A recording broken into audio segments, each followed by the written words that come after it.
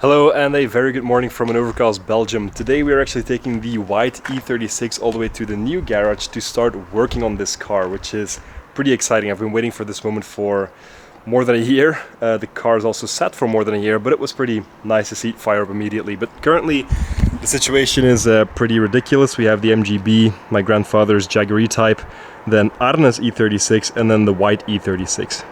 So now it's a case of putting the MGB and the Jaguar back inside the hangar, and then we'll drive the white E36 all the way to the new garage.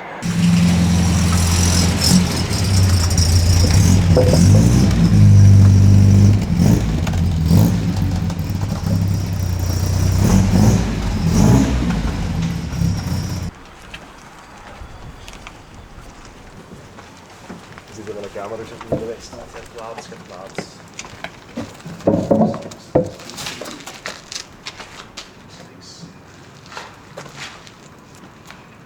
I think the Jaguar has a small electrical leak somewhere, so the battery slowly dies, and if the car doesn't run intermittently, or if it's not driven for a fairly long time, the battery is completely drained, and we weren't able to start the car just now, so we had to push it outside and inside again.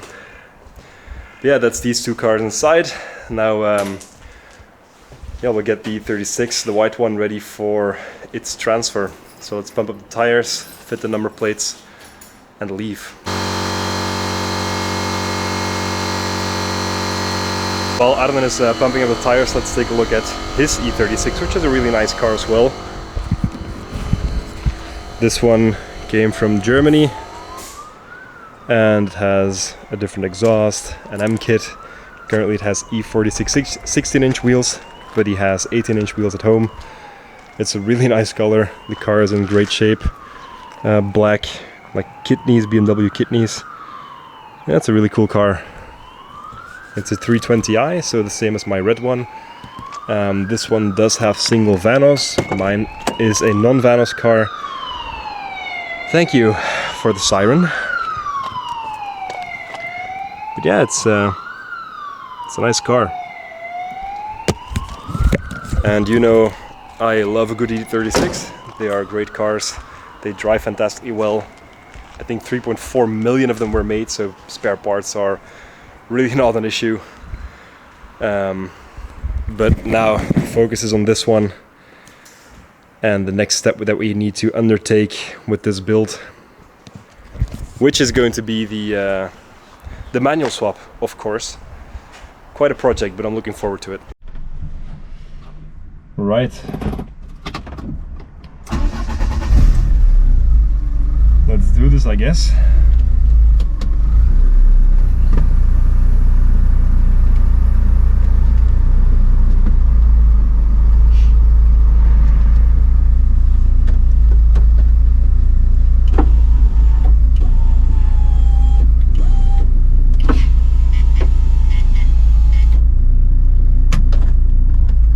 To be honest, this is a little nerve-wracking in my opinion, but yeah, I guess it'll be fine. It's nerve-wracking from a legal point of view.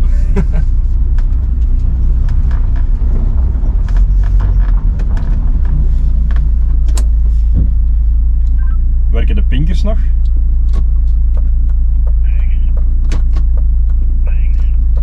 Alright. I can immediately notice that I didn't mount the steering wheel straight. That's something which I'll have to fix quite promptly. I mounted this when the car was also stationary, so it's not really a surprise that it's not straight.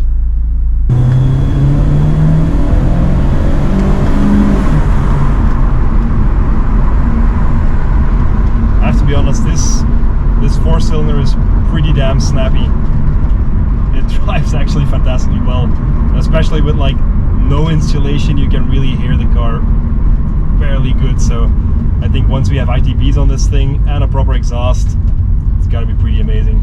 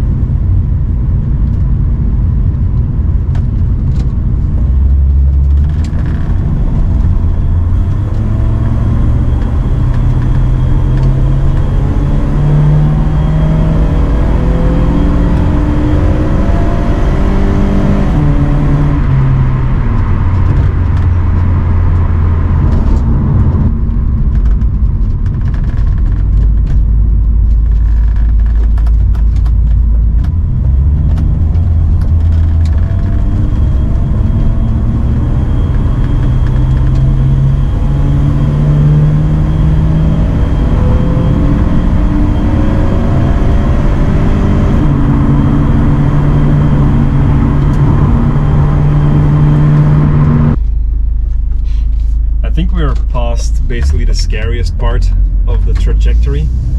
We don't really have to drive that far, but it is, yeah, the roads here in Belgium are quite, how do I say this, they're quite saturated. There are a lot of busy roads. Oh my god, and now we run into police.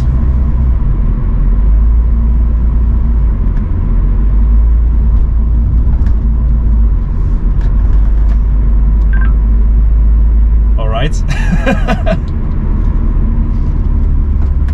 Hoe groot is de kans dat je dit nu al tegenkomt?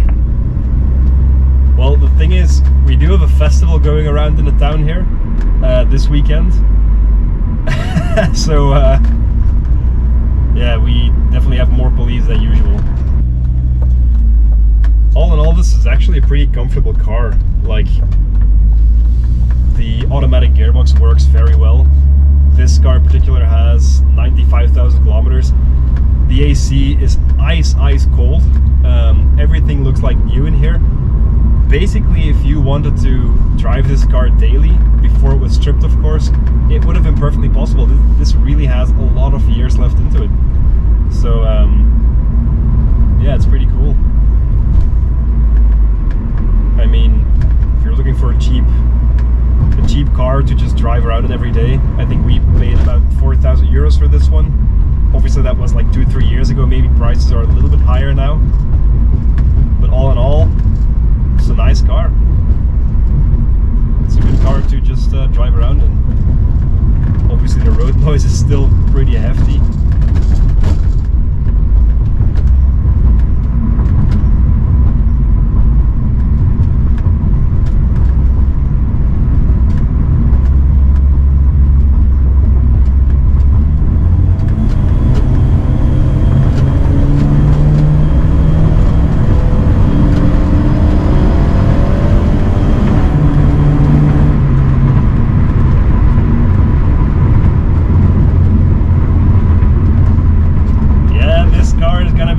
Nürburgring, all right. It's gonna be good times. Oh. We have some people loading some bushes onto a trailer. We do not want to run into them. Chicane, onverwachte chicane op het circuit.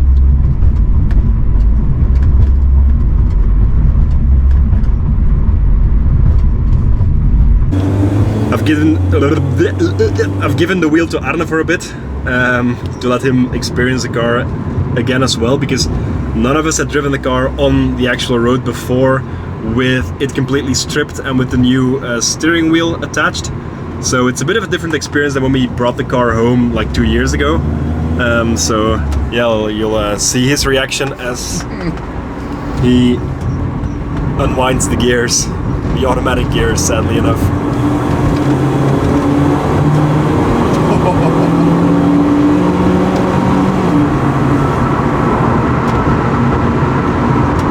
So as you can see, we have like a 10 centimeter space here on the car, on the steering wheel. Do you like it, Arne? Yeah, it's a little bit much. Maybe a shorter one will do fine. Maybe 85 millimeters. Have to research again what options there are. But it does give a very race car, touring car vibe. Really.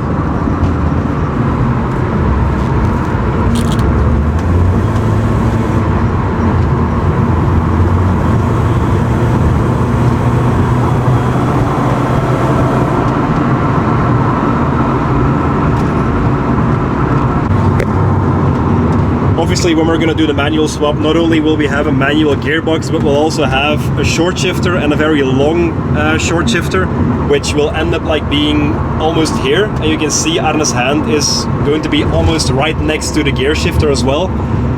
So that is, yeah, it's going to be really nice to drive this car with that manual gearbox, with that like pro short shifter, that very long one. That one is actually in the boot right now. It's a really nice one. I think I've shown it in a previous video, but yeah, it's I think it's made by Coolerworks short shifter for the E36. Yeah, it's really nice. But yeah, before we go with this car on the Nürburgring, I think a lot of things need to change still. We have good wheels for it. We've got a good steering wheel, but we need to do the manual swap, and we need to do coilovers as well, because the standard suspension is very soft. I think the shock absorbers are blown. So yeah, we'll need to change a few things before we go with this car on the Nürburgring, but that is the ultimate goal here. So yeah, I'm looking forward to that. So we've put the car in manual mode, so you can see here. We're gonna put it in first gear, and Arne is going to shift manually to second and third. So yeah, let's go.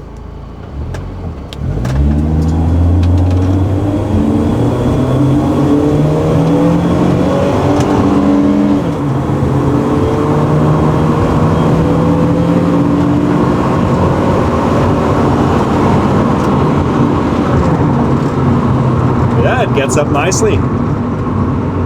Running into a bike, or like, we're not running into a biker, all right. We're passing a biker. We're not running into one.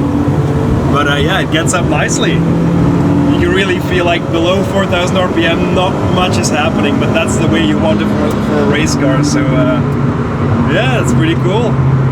This car is a gem. It's nice. I like it. I like it. It's nice. Yeah, this car is going to be fun, and it's fun to drive it again as well. Really nice.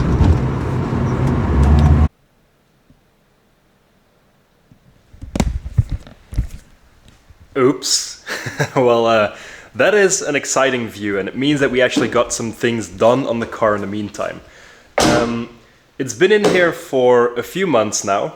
I have to be honest, the first few months we didn't do anything to the car because we didn't have any time. But for the past few weeks, we actually found a schedule that allows us to work on a car quite frequently and get some things done. And fitting that bucket seat is one of the first things that we did.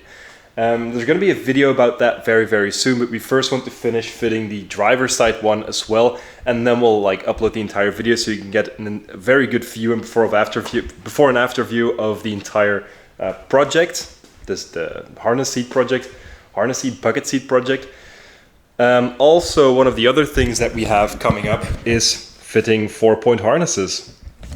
And the reason that we're first doing this is because these are two like fun little upgrades that we can do quite quickly, and that just make fun videos. And then when this is all done and you've seen these videos, we'll jump into the manual swap. Winter is coming, we're gonna have some time to work on this thing, and the goal really is to have the manual swap done by next year. So yeah, both of us have never done anything like this before. We've never done a manual swap. We never even took an engine out of a car. We've never really had these kind of projects before, so it's exciting and scary at the same time. But yeah, I think I'll film the manual swap in a kind of vlog style series or video, because I'll just update you guys along the way as we're running into stuff, running into issues, completing the build. Because otherwise there might not be a video for like multiple months on this car, and I don't want that to happen again. I want to give you guys regular updates with what we're struggling with on this thing. So yeah, the manual swap is extremely exciting because the shifter, as I said in the video, is gonna be it's gonna be so good, and yeah, I'm just really looking forward to it. Why am I filming this now, by the way? Well, I was just now editing the video and I noticed that I didn't really have a very decent end to the video. It was a very fun day. Arne and I just like doing this random kind of stuff, moving the car from one place to another. It felt great driving the car again. And yeah, it's still in one piece. It got here safely. We're having a lot of fun with this project. I'm really glad that we get to do something like this. So anyway, I'll catch you guys later. Expect the video on the bucket seat, expect the video on the harnesses, and then after that, expect us to start on this damn manual swap. Pretty exciting times ahead. Tune into the channel and share the video if you think you know someone who might like this kind of stuff. Thank you very much, and I'll see you in the next one.